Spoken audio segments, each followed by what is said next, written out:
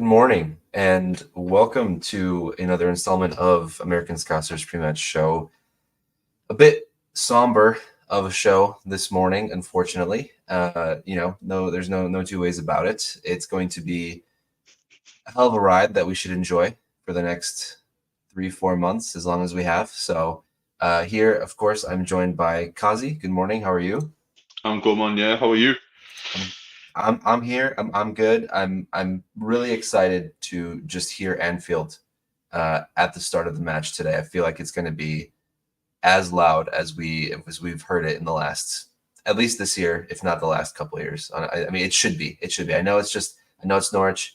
I know it's just the fourth round of the FA Cup, but man, we should be fucking loud today.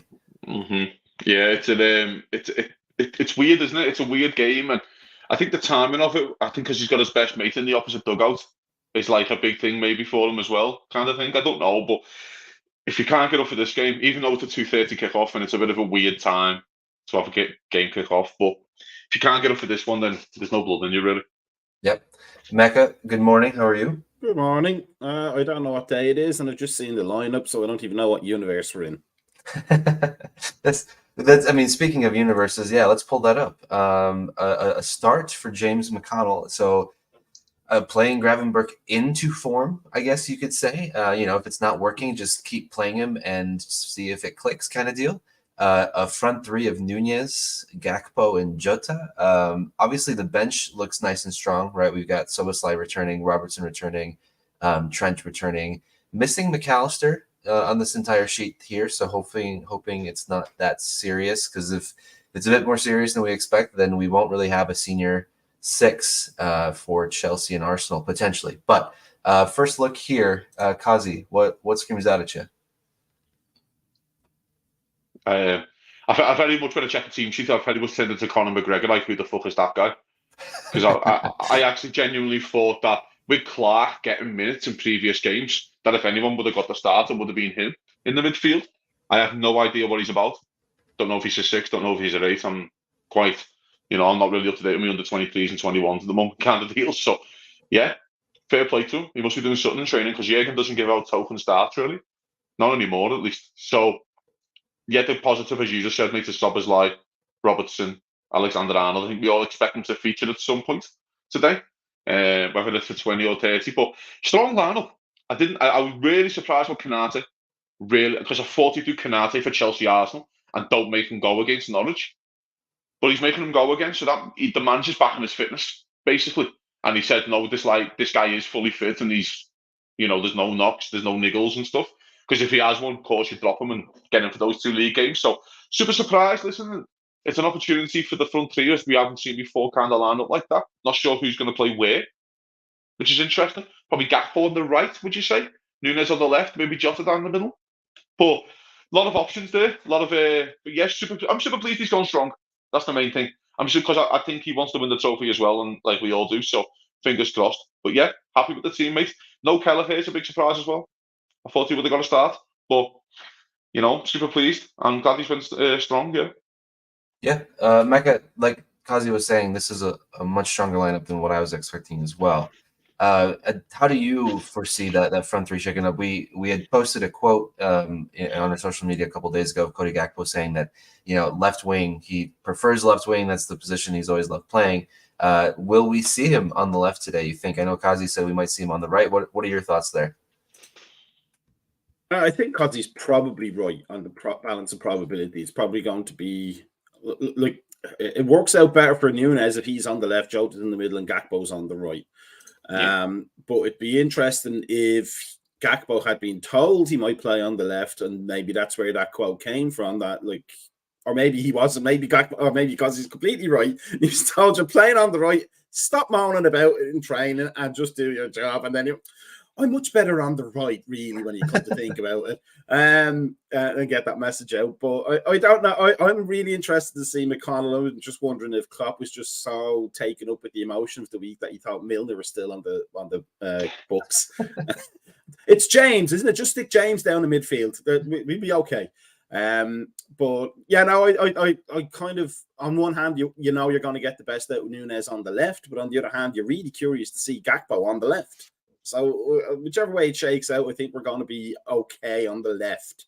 How that makes everything else get influenced is a different matter. Yeah, Kazi, you alluded to it earlier with Konate, because also Gomez, I figured he would be another one that would get a little bit of a rest. Do you think? I mean, it's hard to predict what's ever going to happen on the pitch, but you can see this kind of being a good sign for their fitness and saying that maybe these guys do just have it in them, and maybe this is the stretch of the year, the one point in their career where they're just going to go game after game, and we look back in the year and go, Christ, like how did they not? How were they able to play through everything? I think there is something to that, or with the time, especially Gomez, that he's had to get fully fit again, that he's just fully fit, and there's no more nooks and crannies kind of thing. The Canate one's more interesting because we've seen him lately having his little things, his little bits and bobs going on. That's why the Beck thing so surprised me. So for the rules, if people don't know, that you can't play for 3 teams in the same season. So when he brings Beck on in one of the games, I think a couple of games ago, he brought Beck on for like 15 minutes. I thought Beck would start this left back and Gomez gets a rest because now Beck has to stay with Liverpool because we can't go to another team. But with Beck not starting, and that's why it's kind of confused me. Why did you bring Beck on anyway then? So I think he brought, I can't remember what game it might have been the last game when Robertson was on the bench. I can't remember, but he's done Beck there, which is confused me. Unless Beck can go back to Dundee maybe, and he can play for that team again. I'm not sure how the rule works, but yeah, so that's a surprising one, mate. As you say, and with us being so short, with 2 left backs on the bench, he's still playing Joe Gomez playing left back. It's surprising. If Robertson was fit on Wednesday, he's surely fit now. But I'm not sure how the manager's thinking. The one thing that surprised me, say again for the Beck, the Clark, the McConnell, the Bradley, if Liverpool get through today and get the lucky draw, say Maidstone at home, then you'd like to see those guys get a start again because you don't know where Bradley start's going to come next. I don't know where, you know what I mean? Because Trent is now back and you expect him to start Chelsea and Arsenal. So now you don't really know where his next start's going to be unless you get like some bums in the Europa League. I'm not sure. But that's why I thought you'd see a lot more rotation, but the manager's been super strong. And I'm happy with it, mate. I wanted to win this trophy. And I think he looks at himself and goes, well, Spurs are out. Chelsea and Villa having a replay. They've got a tough, Chelsea going back to Villa kind of thing. So it's wide open for Liverpool, I think, to win this. Yeah, Mecca. I mean, would you have preferred to have gone a little bit weaker? Do you like the strength of the lineup? How are you feeling?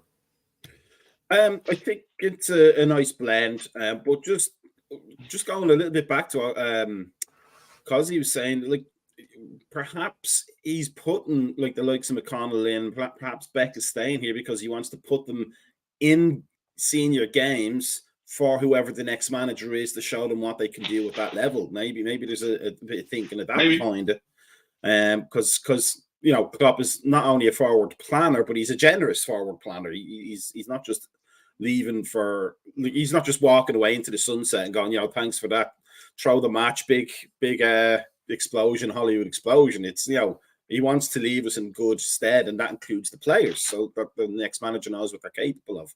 But now I think the surprise is just who. I think that, like Elliott not being in the starting lineup, but McConnell is. Clark not being there, he did so well. But I have a feel. I'm just because he made a great point. If we don't have a senior 6 for Chelsea Arsenal, maybe Trent's going to be that player, and maybe Bradley will get the starts in those. Maybe the crazier things have happened with Jurgen Klopp. Yes, in the last 48 hours or so, we know that to be true. And good thing Timochin's not here to hear you say Trent going into the 6, because he might have a heart attack hearing that coming out of your mouth. Yeah, it worked for Philip Lam. Why can't it work for Trent Alexander-Arnold? I'm not saying it can't work. Yeah, I'm going to say though, Mac, right? Philip Lam, he did do it, but the season before he did it when Pep came, he won the treble at right back. So I am a favourite, by the way, of Trent in the 6, but I always think of the Lam argument. But then Trent, he won the treble at right back. Pep comes in, plays him in the 6, and they don't win the Champions League, and they get battered. So it's just all a bit weird, isn't it? You know what I mean? Trent's a bit of a weird one. Yeah, I mean, it'll be good to actually be able to have him come back and see him back on the pitch. I think, especially depending on what the scoreline. Hopefully, you don't have to be chasing the game, with 30 minutes left, and hopefully they're up a couple goals, and Klopp can bring in exactly what his plan. Because we probably feel like there's a plan going into the game that certain minutes these guys are going to come off and these guys are going to come on, and hopefully that the game itself doesn't have to change that exact plan. And we'll be able to see Robertson get minutes again, Szoboszlai get minutes again, and Trent get minutes again. I think that's going to be the most important leading up to Chelsea and Arsenal. And on the other screen here, we do have the FA Cup draw is actually going to be going live. It has not gone live quite yet. Looks like there's some sort of a delay, unless I am completely delayed and I don't see anything there. But we will share that information as it comes out. Of course, there's some favorable draws in there. There's some less favorable draws. Like Kazi was saying, you've got some pretty strong teams out of the way. You've got a couple strong teams going at it again. You know, it takes one lucky bounce to really get the rest of the cup going here. Good morning to Sir Z. Sir Z is joining us as well. So looking at the game as a whole, I had a point of this, and then Sir Z said good morning, and somehow, you know, that just ruined my every thought. I mean, listen, the game overall is a mad one, isn't it? You're playing a championship side in the cup at home. It shouldn't be a big problem for Liverpool to get through. He's went strong. I think there's also an argument here where you'd like to win the game in the first 45 minutes, and we ain't going to a replay. We're not even sniffing a replay on 70. So I think there could be a point to that as well with the managers thinking. And listen, Liverpool have 2 massive league games coming up. Huge this week. Liverpool win both league games, and we're in a serious conversation anyway, but it also puts out the warning sign to City, like we mean business. City have got a tough game, by the way, at Brentford away on Monday. I wouldn't want to go to Brentford away right now with Ivan Toney back on a Monday night. That sounds like a horrific evening ahead.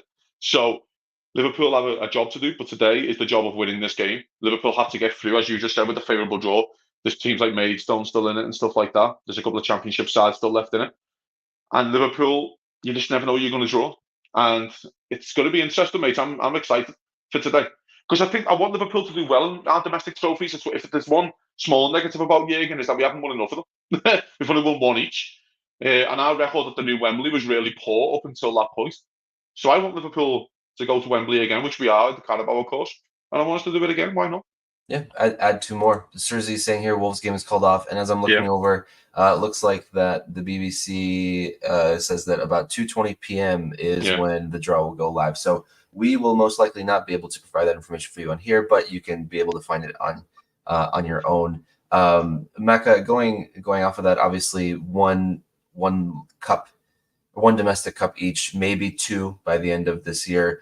Do you feel like, I think most of us will feel that this tenure of Klopp's has been a success. There's no ifs, ands, or buts about it. If anything, I've always said that I feel like some of the players in this team have deserved more trophies, have deserved a little bit more worldly recognition. We understand how wonderful they've been, how incredible they've been.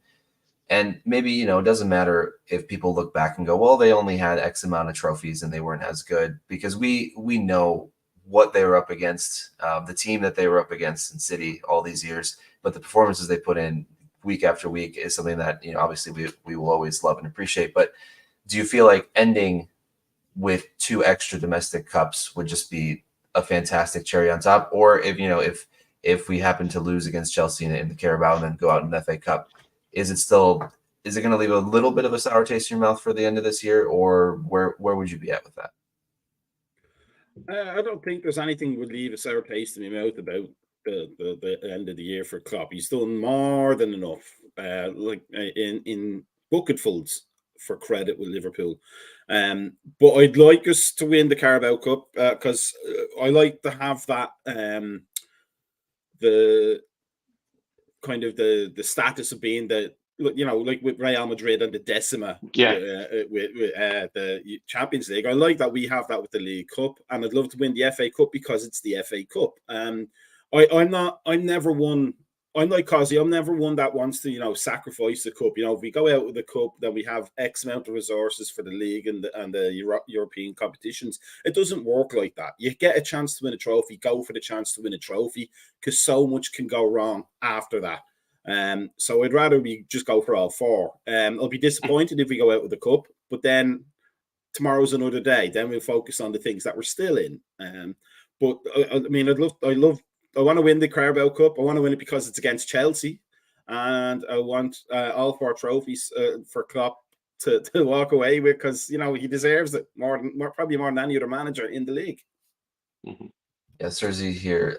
He is just big on the league. Have to win the league. Don't care about anything else. Would be great to win the other trophies. Of course, it would be great. Yeah, I mean, listen, the league is the most important. We get that. We're not daft in that sense. But there's also a part of this where you don't know what happens in the league. City could win their next 17 games, including Liverpool, and they win the league anyway. So this thing of it's in our hands. Yes, it's in our hands, but it's also in City's hands. Because City win the game in hand, they're 2 points behind. They come to Anfield and beat us, and that's that. So as much as, and we are facing a juggernaut in the league, let's not, so we don't throw away opportunities to win trophies. Because I don't know about you guys, but the best memories I had growing up was with Liverpool winning all trophies, and like memories of cup finals in my head, because that was like my king of, Owen's cup final, the FA Cup and stuff like that. It's always cup finals, because that's what it's about, is winning trophies. And the one, again, small negative, and Jurgen Klopp's been bang unlucky, rubber of the green in a couple of Champions League finals. Better team, especially in the second one against Paris. Rubber the green in the league against City a couple of times by a point. I'd love to have, 2 or 3 more trophies on his way out. It'd be fucking excellent, you know what I mean? And also, again, the Europa League final, the Europa League finals in Dublin, man. Like, I'm not going to tell you, mate, there'll be about fucking 500,000 people there. Do you know what I mean? Honestly, it'll be insane. And that's after the league title, I think. I think that's after the last game of the season. Mm-hmm. So, what a lovely way to secure the league and then just waiting just to lift the last trophy that he needs to lift the 4th. That's the dream. Yeah, we can dream. Almost Hollywood scripted, if you will. I mean, I felt. Do you know what, mate? I told you when you said Hollywood scripted, I felt like that in 2015 in Gerrard's last season, because I think the FA Cup final was on his birthday, and then we just lost to Villa in the semi-final, but in the worst semi-final performance you'll ever see. And Dejan Lovren shot one from in the 94th minute, 40 yards out into the top row of Wembley, and I've never forgiven him since. Thanks for that. not all Hollywood scripts go well. Sergi saying agreed. Yeah. Give it all for all 4. If the question is that we're guaranteed to win at least one, then it would be the league for me. Yeah, then the guarantees, we would be great to have, and I think most of us would probably put the league above everything else, but not at the expense, like Kazi is saying, of something else. But if there is a guarantee, yes, the league, I think for most, hands down. And that's where we're at with that. Brian from work also joining us this morning. Good morning, Brian. It'll be pretty great if City goes ahead on points toward the end of the season and then finally gets a points deduction. Yeah, I mean, that's just something that's still up in the air, right? I mean, there's always talk of trophies being reversed from the past and whatnot, but it's just it will never feel the same. You don't get that celebration, you don't get that emotion, you don't get the images of the guys on the pitch celebrating that the way that they should. So unfortunately, that's it is what it is at this point, and we just have to take it in stride and just finish out this year. And yes, Klopp leaving it hurts. We've talked about it on this channel a few times now. Mecca, Kazi, and Brian had a show together. I know John and Dimension did a Friday morning show as well. So a lot of thoughts that have been shared. The club will go on. But I think it's, for me personally, I don't know if I'll ever get the same sort of feeling again. They've had these last 9 years. So yeah, it's tough for sure. But today will be a good day. We're gonna see Anfield at its absolute liveliest. I think we're gonna see the big smiles of Klopp. We're gonna see some big hugs. I think we'll go into this game in the next 4 months. While it may be a really emotional wild ride, it's going to be a good one to be on. So, Mecca, let's start with you. I guess let's get some predictions for this game. Score prediction. What are you thinking? What do you got there? I would probably say like a comfortable 3-0. I think the players will definitely go all out, especially what senior players we have on the field, to make sure it's a good one. To follow up bad news with some good news. And then maybe I'll finally get me Nunes hat-trick that I keep predicting every week. It is Uruguayan against Norwich. And if there's anything to say about Uruguayans against Norwich... Good point. I'm changing it then, 7-0. Nunes hits all 7. Yeah. BJ joining us this morning. Good morning, BJ. Greetings, gentlemen. West Bromwich and Wolves match restarted, almost completed. Thank you for the update. League win is priority. Europa League second, FA Cup, then Moose Cup. Philip with a 5-1. Good morning, Philip. And BJ 4-0. Kazi, where are you in the schemes of the 7-4-5-1s, 3-0s? Don't think it's going to be like that. I'll say it'll be a closer one. 3-0 Liverpool, I think it'll be comfortable. Don't think we concede. Not with the keeper in goal, and that defence is a really good defence. So that is a Premier League starting defence right now for Liverpool, really. So yeah, I'll say 3-0 Liverpool, mate. I don't think it's. But going back onto your point, Domi, like you made before, I don't think the fans will allow these lads to even put in a subpar performance towards the end of the season, because it isn't going to be on the manager, mate. So let me tell you, do you know what I mean? If these lads want to throw in a subpar performance against anyone, you will know about it. You know what I mean? Like, you will know about it. So 3-0 Liverpool, comfortable, hopefully Maidstone in the next round. I think going to your point about having the back four that they have here, I think it's going to be more important to see how we defend versus how we attack. I mean, even if you cloud 2-0, 3-0, 1-0, as long as defensively everything's intact, I think that's going to have a bigger impact on how we feel after the game than, let's say, winning 5-3. You know, I mean, there might be a lot of fireworks, but we might look back on it going, shouldn't have conceded 3 to this side at all. So that's gonna be fun to watch. Well, I'm sure there's going to be some coverage going up to the game here. I know this one was a bit shorter and sweeter. I think Mecca will be here for the post match, so hopefully we will see many of you back live. I think, was it last week that the video, the stream blew up? I think Timothy was saying something about like 1,000 people watching at some point. I took my top off. That's what it was. All the ladies came onto the stream to watch that. But you've got to subscribe to YouTube for that to happen first. Yeah, that's what. If you don't subscribe, you don't get that kind of content. You get what I mean? If you want to see my Scouse nipples, honorary Scouse nipples, you have to subscribe to YouTube. And that's what's on the Patreon. You know, we can't say too much else of what the exclusive content out there, because if we spoil too much, you'll know, and you might not want to pay for it. But yeah, you can tell by the way I use my walk that I'm a woman's man. There's no time to talk. Yeah. This is the kind of stuff you get on the Patreon from the Pole, the Irish, and the Scouse. That's a show that we might just set up right there. It's unhinged in the best ways. I'm just mainly here to be entertained by these two, because I'm not clever or funny enough, and I just sit here and enjoy every part of my life while I'm just sitting here. And that's the show. Please, guys, if you are new, tune into the Monday morning show when they talk about cream pies. So that's always nice. Not only do we talk about the cream pies, we Google them live in front of you on the screen. So, even better. Why stop at talking when we can just keep watching? So from all of us here at American Scouser TV, thanks for joining in on the pre-match. Hope to see you guys in the post-match, and up the Reds.